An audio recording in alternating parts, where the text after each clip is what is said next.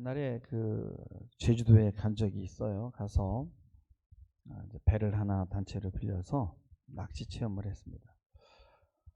육지에서 한 3, 40분 정도 나간 것 같아요. 근데 이제 바다 이제 한가운데 가서 선장이 나오더니 오리엔테이션을 합니다. 그분이 얘기하기를 당신들은 지금 바다에 낚시 체험을 나온 것이지 고기 잡으러 온 것이 아니다. 무슨 희따만한 다금바리가 잡히고 그런 거 아니다. 꿈을 깨라. 그냥 손바닥만한 고기 아마 올라올 거다. 큰 고기 잡으면은 벌써 어부들 빌딩 다 지었다. 마음 비우고 그냥 낚싯대 내려라. 만약 큰 고기들이 그렇게 잘 잡히면 왜 어부들이 맨날 고모냥 고대로 살겠느냐 이거. 바다가 그렇게 만만한 곳이 아니다. 그리고 행여라도 여러분들이 이 낚싯대가 안 올라올 때가 있다. 그때 흥분하지 말라. 무슨 고래가 잡힌 게 아니라 지구를 들어 올리는 중이다. 잡아다니면 낚싯줄만 끊어진다. 이건 뭐야? 낚싯바늘이 무슨 산호초나 바닥에 암석에 걸렸다 이거예요. 그러면서 바다에 대한 환상을 다 깨버리는 겁니다. 그런 상태에서 뭐 낚시를 내리는데 뭐 고기가 잡히겠습니까? 속으로 야, 참 부정적인 저 선장을 만났구나. 좀 환상을 좀 심어주지. 이런 생각이 들더라고요. 아닌 게 아니라 막 너울성 파도가 막 들이치는데요. 그냥 막 멀미가 나고요. 낚싯바늘에 미끼 끼는 것조차 막 힘든 거예요. 그래서 몇 사람이 그저 손바닥만한 고기를 잡기는 했는데 막 한 시간 반 시달리다 보니까 고기고 뭐고 다 귀찮아. 빨리 육지로 가고 싶어요. 이 선장이 부정적이기는 했지만은 틀린 말을 한 건 아니에요. 제일 와서 마음에 남는 건 뭐냐? 바다가 만만한 곳이 아니라 너네들 세상 그렇게 살지 말라. 세상이 그렇게 만만한 곳이 아니라는 거예요. 그저 관광 와가지고요. 낚싯대 들고 배 빌려서 이렇게 나와서 뭐 대여를 놨고 그리고 뭐야 하고 불평하고 갈까봐 그 사람이 미리 배수진을 친 거지만요. 그래서 환상을 깬 거지만요. 그 사람이 한 말에는 정말 엄청난 정말 교훈이 들어있더라고요. 여러분 오랜 그런 훈련을 하고요. 이 고기잡이로서 훈련을 하고 또 오랜 항해와 고생 끝에 이 만선의 기쁨을 가지고 돌아오는 경우 있죠. 근데 그냥 되는 건 아니란 말이에요. 그냥 소풍 가듯이 그냥 관광 와가지고 낚싯대 들고 큰 고기를 잡으려는 생각은 이건 미친 생각이다 이거예요. 그걸 좀 그분이 우리한테 교훈을 좀 투박하게 이야기했을 뿐이지 오늘 주님도 우리에게 그런 말씀을 얘기하고 있는 거예요. 그래서 오늘 이 17절 말씀에 보면은 너희가 자녀이면 상속자가 아니냐. 그것도 하나님의 상속자인데 그리스도와 함께한 상속자니 우리가 예수님과 함께 그 영광을 받기 위해서는 고난도 함께 받아야 되지 않겠느냐라는 거예요. 그리스도인들은 영광을 받기 위해서는 이 고난을 통과해야 되라는 건 뭐냐면 하나의 법칙이다라는 거예요. 세상은 뭐예요? 세상의 방법은 변칙을 써서 부조리한 방법으로 성공하는 케이스 있어요. 그렇지만 그게 보면 나중에 보면 성공은 아니거든요. 근데 하나님의 나라에는 그런 방법이 통하지 않는다는 거예요. 여러분 예수님 당시에 얼마나 많은 정말 환자들이 있었겠습니까? 지금처럼 의술이 발달한 것도 아니고 항생제가 개발된 것도 아니고요. 평균 수명은 그저 한 40 정도였고요. 늘 죽음의 그늘이 따라다녔어요. 주님을 따라다녔던 사람들은 배를 고른 가난한 자들, 환자들이 많았어요. 주님은 그들에게 하나님의 나라의 복음을 전파하기 위해서 먼저 그들의 필요를 채워줄 필요가 있었어요. 병 고침이라는 것은 현실적인 문제지만요. 좀 더 깊이 들어가면은 병은 뭐예요? 죽음의 증상입니다. 아, 죽을 수 있겠구나라는 생각이 옵니다. 병이 들면. 근데 예수님이 그 병을 고침으로 말미암아 죽음은 없다. 죽음 후에 부활이 있다는 것을 그들에게 가르쳐 주는 거죠. 그래서 병에서 노임 받는다라는 건 뭐냐? 부활을 상징하는 거예요. 그리고 병에서 노임 받는 것은 결국 뭐예요? 그런 기적을 체험한다는 것은 뭐예요? 그것은 그 다음에 주님을 따라야 되는 어떤 그런 책임이 주어지는 거예요. 그래서 우리는 제가 이렇게 이 주일 대예배는 항상 이렇게 음에 대한 설교를 하지만 금요기도에는 주님이 행하시는 표적이나 기적을 체험하는 그런 기도회를 하는 거예요. 그래서 금요기도회를 꼭 나오셔야 돼요. 그래서 금요기도회와 이 주일 예배가 이렇게 두 축입니다. 두 축이 함께 가야 돼요. 오늘 말씀 영광을 받기 위해 고난을 받아야 된다는 것은 다시 말씀드리지만 구원의 상징이다. 이런 유비들이 성경에 많아요. 하늘에 밀이 떨어져서 썩어야만 많은 열매를 맺는다는 것도 구원에 대한 유비고 법칙이에요. 살려고 하면 죽고 죽고자 하면 산다고 하는 것은 법칙이라는 거예요. 이거는 자연의 법칙이기도 하고 믿음의 법칙이기도 합니다. 우리는 여기서 벗어날 수가 없어요. 모든 좋은 것들은 다 이 좋은 법칙 안에 있는 거예요. 예술가들도 예술이 그냥 나오는 게 아니에요. 죽음을 경험하고 그 죽음 속에서 꼽힌 것이 예술이에요. 여러분, 우리가 먹은 음식이 그냥 몸속에 들어가서 신진대사가 일어나는 과정은 엄청 복잡해요. 우리 몸 안에서 화학작용을 통해서 무언가 창조를 합니다. 이게 안 되면 어떻게 되냐? 이게 배탈이 나는 거고 설사하는 거예요. 우리의 정신도 마찬가지라는 거예요. 우리가 고난을 겪을 때는요, 이 정신 안에 그 고난을 집어넣고 신진대사가 일어나야 되는 거예요. 그러나 그 고난을 소화하지 못하게 되면 어떻게 돼요? 문제가 발생하는 거죠. 여러분, 애인에게 거절을 당할 때 내가 왜 거절을 당해야 되지? 그리고 그 좌절을 내 마음속에 놓고 신진대사할 때 거기서 상징화가 일어나는 거죠. 그게 안 되면 이거를 그대로 토해내야 되는 거예요. 그게 바로 스토킹이에요. 막 따라다니다가 네가 나를 거절했어? 그럼 넌 그 대가를 받아야 돼 하고 죽이잖아요. 여러분, 이스라엘 백성이 홍해를 건넌 것은 기적을 여러분 체험한 거예요. 그리고 광야에서도 불기둥, 구름기둥으로 인도함을 받고 또 아침마다 만나가 내리는 그런 기적을 체험합니다. 주님의 은혜를 수없이 체험하지만 그들은 불평하고 원망해요. 왜냐하면 자신들이 받아야 되는 그 고난을 신진대사하지 못하는 거예요. 해석하지 못하는 거예요. 그러니까 다 뭐예요? 오바이트 하는 거예요. 그게 뭐예요? 원망이라는 거예요.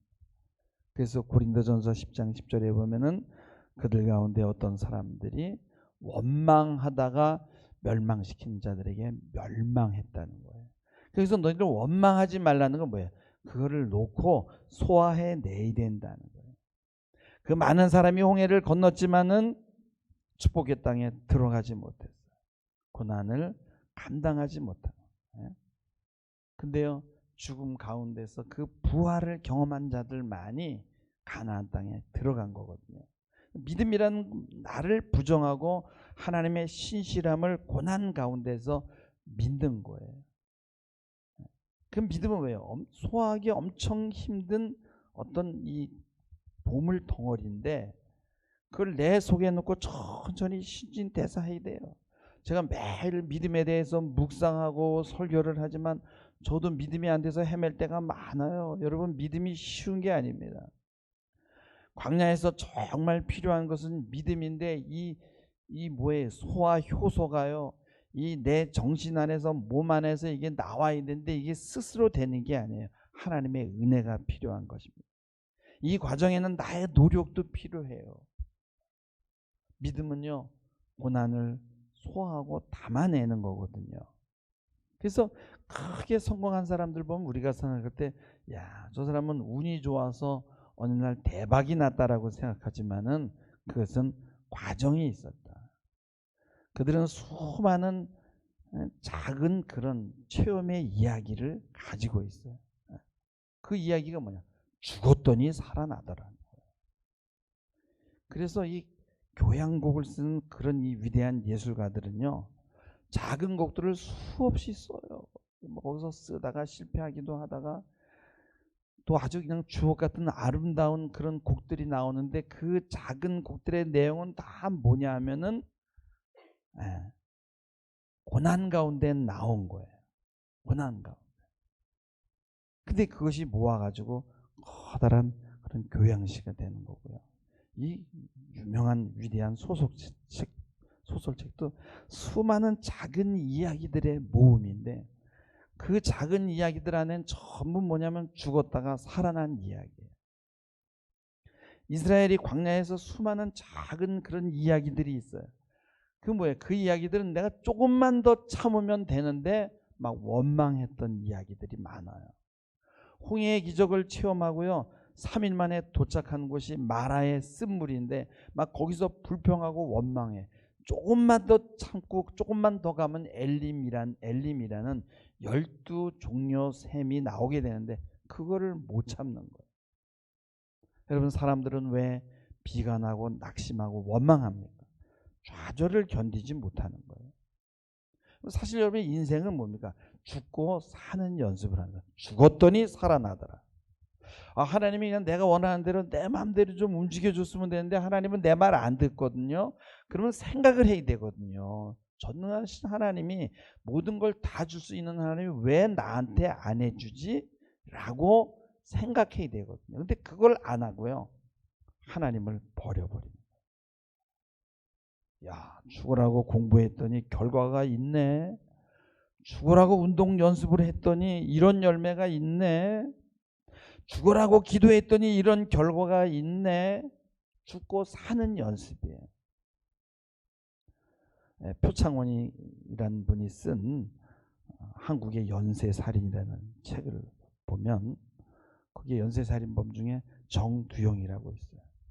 돈을 훔치다가 우발적으로 살인을 저질렀어요. 그래서 12년 교도소에서 살다가 나왔는데 막막한 거예요. 어떻게 살아야 될지. 뭐 살아본 연습을 해본 적이 없잖아요.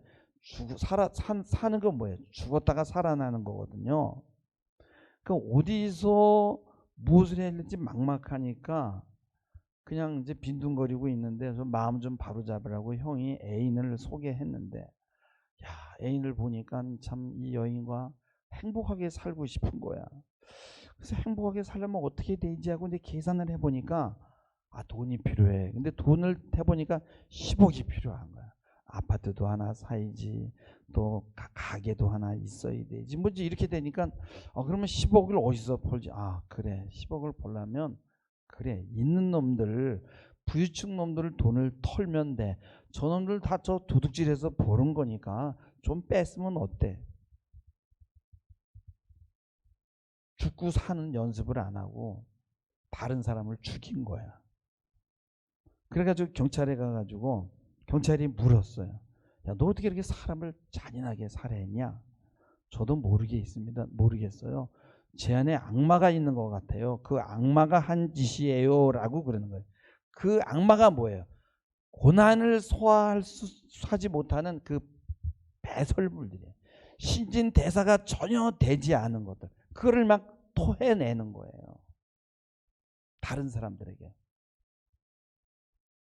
여러분, 세상에서도요, 죽으면 산다는 법칙이 통하거든요. 그러나 많은 사람들은 어떻게 하면은 고난 없이 복을 받을 수 있을까를 연구하는 거예요. 다 고난 없이 운이 좋아서 변칙으로 복을 받은 것 같이 그렇게 보이거든요. 그래서 고집을 피우는 거예요. 나도 그렇게 될 수 있어.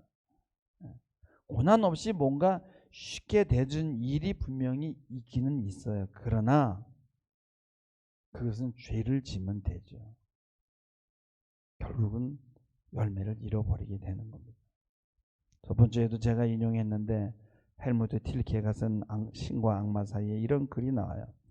하나님은 빛의 하나님이다. 그러므로 너 인생은 음지가 아니라 양지에서 사는 건 당연한 거야. 왕들과 위대한 자들, 현명한 자들과 강한 자들이 있는 곳, 민중의 목소리가 우렁차게 울려 퍼지는 곳, 그 목소리를 통해서 하나님이 말씀하시는 하나님의 음성을 찬양하는 그곳, 거기가 내가 있어야 할 곳이다. 그곳으로 가라. 하나님이 계시다면은 그 다음은 바로 영광이지 십자가가 아니야. 세상과 조화를 맞춰야 돼. 저항과 심판이 아니야. 그러므로 하나님의 아들의 교회여 내려와라. 세상으로 내려와라 라고 사단이 그렇게 속삭인다는 거예요. 그래서 세상에 내려가서 세상이 하는 방법대로 하라는 거예요. 하나님은 고난을 통해서 생각하게 하시고 좌절을 견디는 능력을 주시면서 우리를 만들어 가시는데, 그래서 하나님은 사망의 음침한 골짜기로 우리를 몰고 가요. 거기에 가면요, 양지에서는 볼 수 없는 그런 야생화가 있어요. 얼마나 희귀한지 몰라요. 다른 사람은 볼 수가 없어요. 여러분 유명해져 보세요. 도처에서 적이 나타납니다. 여러분요, 그 영화배우 얼마 전에 자진한 그 영화배우, 얼마나 그 사람도 거기까지 가는데 뭐 그냥 갔겠어요? 얼마나 고생해서 갔겠어요. 그러면 도처에 적들이 나타나는 거예요. 적당히 하는 게 아니라 만신창이가 되도록 막 물어뜯어요. 뭐 경찰도 물어뜯고 무슨 기자들도 물어뜯고 결국은 자살하게 만들어요. 누가 조금 하나 죄지면요, 유명해진 것만큼 대가를 치러야 됩니다. 저놈은 왜 저렇게 재수가 좋지? 그리고 무너뜨릴 기회를 엿봅니다. 그래서 주목받지 않고요, 바닥에서 자기 일을 하는 사람이 행복한 거예요. 바닥에 있으니까 아무도 주목하지 않아요. 그 행복은 누가 나를 어떻게 보느냐가 아니라 나의 마음 상태에 있다는 거예요. 죽으면요, 여러분, 남들이 알지 못하는 희귀한 것들을 알게 됩니다. 그리고 더 먼 미래까지 바라볼 수 있는 믿음의 지혜와 해안을 얻을 수가 있어요. 오늘 말씀 18절에 보면은 생각하건대 현재 고난은 장차 우리에게 나타날 영광과 비교할 수 없도다. 옛날 성경에는 좋게 비교할 수 없도다. 참 이 말을 믿기에는 참 너무 추상적이에요. 잘 들어오지 않아요. 뭐 우리가 나타날 영광을 지금 뭐 어떻게 볼 수가 있나요? 믿음으로밖에는 안 되는데. 지금 우리는 땅에 있잖아요. 그래서 우리는 이 땅에서 죽는 연습을 하고 죽었더니 살아나더라는 그런 어떤 부활을 이 땅에서 먼저 체험해야 돼요. 마지막 죽음과 부활이 아니라 우리의 삶 속에서 경험해야 됩니다. 근원적인 것도 중요하지만 지금 당장 필요한 것이 많아요. 이 땅에서 필요한 것을 체험받아야 되는 그런 궁율의 체험이 있어야 되거든요. 근데 이것마저도 하나님은요, 여러분, 고난을 통해서 얻게 하십니다. 그리고 그 고난 가운데 주님이 함께 하시는 것을 알게 돼요. 사색하고 비판하고 무슨 불순종하고 이렇게 해서 고난의 강을 건널 수 있는 게 아니에요. 계속 믿음의 불을 켜놓고 기도해야 되는 거예요. 신앙은요, 여러분, 몸으로 하는 거예요. TV에 보면 다큐온이라는 그런 프로그램이 있어요. 다큐라는 건 뭐냐면 기록이라는 거예요. 기록하다. 다큐멘. 기록적인. 근데 거기에 이렇게 보면요, 다큐온은 뭐냐면 이렇게 파워를 켰다는 거예요. 그러니까 다큐가 계속 된다는 거예요. 기록이. 근데 거기 보면 대단한 사람들이 많이 나오는데 진짜 기록할 만한 사람들을 PD들이 어떻게 그런 사람들을 찾아내는지 모르겠어요. 정말 좋은 일들을 많이 하는 사람들인데 그 사람들을 이렇게 보면은요, 저 사람은 정말 기록할 만하다 하는데, 그게 뭐냐면 엄청난 그런 고난을 통해서, 그리고 그들이 하는 일들이 굉장히 다 선한 일이에요. 그들이 다 이렇게 찾아내더라고요. 야, 인간도 저렇게 다 찾아내는데 하나님이 다 보고 계실 거 아닙니까? 여러분, 링컨 대통령에 대한 그 자료가 SNS에 많이 있습니다. 쳐보면 그가 물려받은 것은요, 재산은 하나도 없고 믿음의 유산밖에 없어요. 엄마한테. 근데요, 정말 너무나 많은 실패를 경험했어요.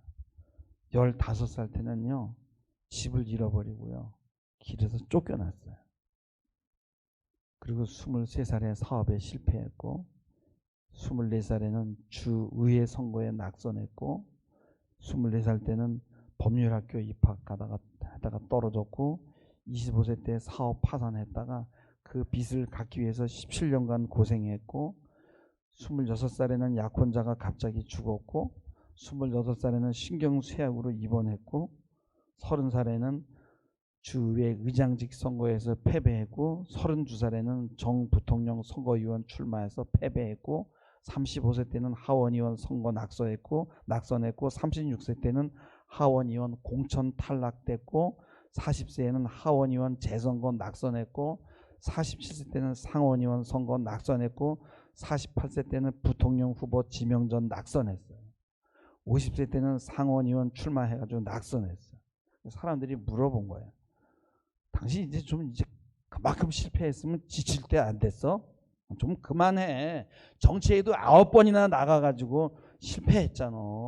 근데 뭘 자꾸 하려 그래. 그러니까 링컨이 뭐라고 대답했는 줄 아세요? 난 실패한 적 없는데요. 난 다만 원하는 결과를 아직 얻지 못했어요.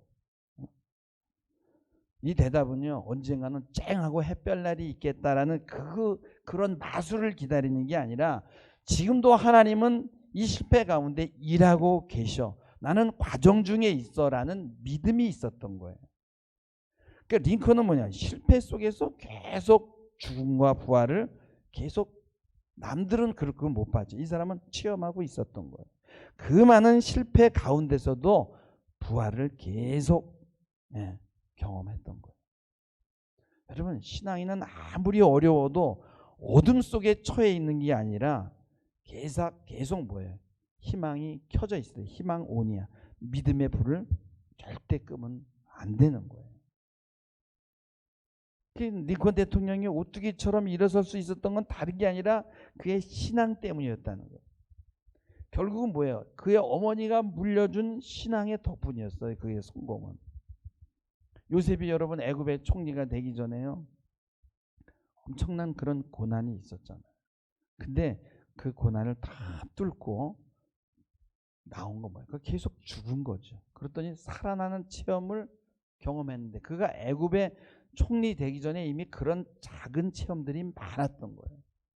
다윗 왕도 고난 가운데 무너질 때가 많았어요. 그래서 그가 뭐라고 외쳤어요? 내 영혼아 어찌하여 내가 낭망하느냐. 너는 하나님을 바라라. 나는 내 얼굴을 도우시는 내 하나님을 오히려 찬송하리로다 하면서 자기가 자신에게 위로를 주고 막 선포했잖아요. 그래서 자기가 자기에게 하는 말을 듣고 힘을 얻고 계속 희망의 불을 켰어요. 믿음의 불을 켜 놓았던 거예요. 그래서 그가 이스라엘 왕이 되지 않습니까? 저희 교회는 사실 너무 많은 사람들의 섬김에 의해서 돌아갑니다. 식당 봉사, 화장실 청소, 또 방송실에서 봉사, 참 너무 감사하죠. 또 무엇보다 영혼을 돌보는 일을 하면요, 또 이게 바로 주님의 마음이었구나라는 걸 깨닫게 됩니다. 젊은 아이들도 영혼을 돌보는 일을 하게 되면요, 철이 나는 거예요. 철이 나. 야, 십자가라는 게 이런 것이구나. 내가 죽어야만 사람을 살릴 수 있구나라는 걸 깨닫는 거죠. 여러분요, 아무리 날라리 같은 그런 정말 삶을 개판으로 살던 사람도요, 여자가 임신을 딱 하고요, 그 아이의 이 심장 소리를 듣는 순간에요, 병원에 가면 들려주잖아요. 그러면요, 철이 납니다. 그리고 그 생명을 쉽게 제거하지 못해요. 그리고요, 고난을 받겠다고 감수합니다. 여러분, 고통은요, 돛과 같아요. 그래서 그것으로 인해서 우리 인생의 목표가 무엇인지, 방향이 어디에 있는지를 깨닫게 되는 거예요. 그래서 여러분들이요, 우리가 세파를 만날 때요, 그걸 이기기 위해서 하늘을 쳐다보고 무뼈를 바라보는 방법도 있어요. 그렇지만요, 그 세파 속으로 뛰어들어가서 당하는 거예요. 체험하는 거예요. 죽는 겁니다. 주님이 건져낼 때까지. 그 원양선을 탔던 우리 복지센터에서 일했던 김진환 선생님이 있어요. 그분은 원양선을 1년 탔어요. 그 얘기를 해주더라고요. 야, 갔더니 진짜 힘들더래요. 뭐가 제일 힘들냐면 배가 흔들려가지고 막 너무너무나 머리가 아픈 거예요. 그래 가가지고 팀장한테 가서 나 저기 멀미약 좀 주세요. 뭐 그러니까 야, 이 새끼 저 바닷속에다 몇 번 더 넣었다 뺐다 좀 해라 그러더래요. 아이고 알았습니다. 그냥 안 먹겠습니다. 그리고 견뎠더니 나중에는요 그 세파가 아무렇지 않더라는 거예요. 파도가. 그래서 뭐예요? 고난에서 여러분 빠져나가는 방법은 피하는 게 아니라 그냥 그걸 거쳐버리고 직면하는 거예요. 그러면 나중에는요 덤덤한 거예요. 여러분 부모가 자녀를 최선을 다해서 키우고요. 어떠한 고난도 참아내죠. 왜 그럽니까? 그게 바로 하늘에서 준 직분이에요. 소명이고 명령입니다. 그래서 그 고난을 고난으로 여기지를 않아요. 왜 그래요? 그거를 소명으로 생각하니까. 생명을 살리고 돌보는 일은요 하늘이 준 것이에요. 여러분의 생명을 보존하는 방법도 마찬가지예요. 여러분이 스스로 고난을 잘 통과해야 돼요. 그리고 다른 사람을 살리는 일도 여러분들이 그 고난을 통해서 하는 거예요. 여러분 농사 짓는 사람이요 그냥 심어놓고 기다린다고 그게 걷어지나요? 저는 올해는 좀 안 심었어요. 너무 힘들어요. 심어놓으면요 막 가서 풀 뽑아야지. 그 열매를 위해서 애쓰고 노력해야 되거든요. 그게 노력한다고 해서 다 얻는 것도 아니에요. 기후 조건이 좋아야 되고요. 막 벌레들이 때로 먹을 수도 있고요. 폭풍이 오고 막 바람에 막 열매가 떨어지기도 합니다. 그런다고 해서 농부들이 농사를 포기하나요? 아니에요. 계속 애쓰고 노력해요. 노력한 만큼 거두지 못할 수도 있어요. 그렇다고 아무 일도 안 하는 농부는 없어요. 올해는 더 나아지겠지 하면 내년에는 더 나아지겠지 기대하면서 또 일을 하고 심잖아요. 영혼의 일도 마찬가지라는 거예요. 예수님도 부지런히 복음을 전하고 열매를 맺기를 원했거든요. 근데 그가 예수님도 다 거둔 게 아니에요. 나병 환자 10명이 따라오면서 저희들을 불쌍히 여겨주세요. 그럴 때 그들을 10명을 다 치료했어요. 근데 돌아와서 예수님 앞에 무릎을 꿇고 감사했던 사람은 한 명밖에 없는 거예요. 한 명 건진 거예요. 예수님이 오병이의 이어의 기적으로 그 수많은 사람들을 이 배고픔을 해결해 줬지만요. 거기서 주님을 따른 사람은 거의 없었어요.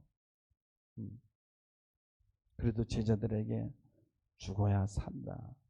죽어야만 생명을 건져낼 수 있다. 그래야만 열매를 맺을 수 있다는 것을 주님은 몸소 가르쳐 주시고 떠나셨어요. 여러분, 주님이 우리에게 맡기신 일도 바로 이 일인 줄 믿습니다. 일단요, 여러분 자신을 살려. 여러분 상속자이기 때문에 그래서 하나님이 여러분을 고난 가운데 던졌어요. 그들을 잘 감당하시고 그리고 하나님은 또 여러분에게 표적을 주기를 원하십니다. 왜냐하면 먼저 체험을 해야죠. 그리고 이제 하나님의 고난 가운데 홍해를 여러분 건너게 하고요. 기적을 통해서. 그 다음에 여러분은 사막 가운데서 고난 가운데 연단을 줍니다. 거기서 뭘 배웁니까? 죽으면 사는구나. 그걸 건너면 어떻게 되죠? 그 다음에 내가 죽어야 생명을 살리는구나. 거기까지 가는 거예요. 여러분 이 사명 잘 감당하시기를 주님의 이름으로 축원합니다. 기도하시겠습니다. 주님, 참된 영광을 위해 고난의 길 마다하지 않고 감당하는 저희들 되게 하옵소서. 예수님의 이름으로 기도하옵나이다. 아멘.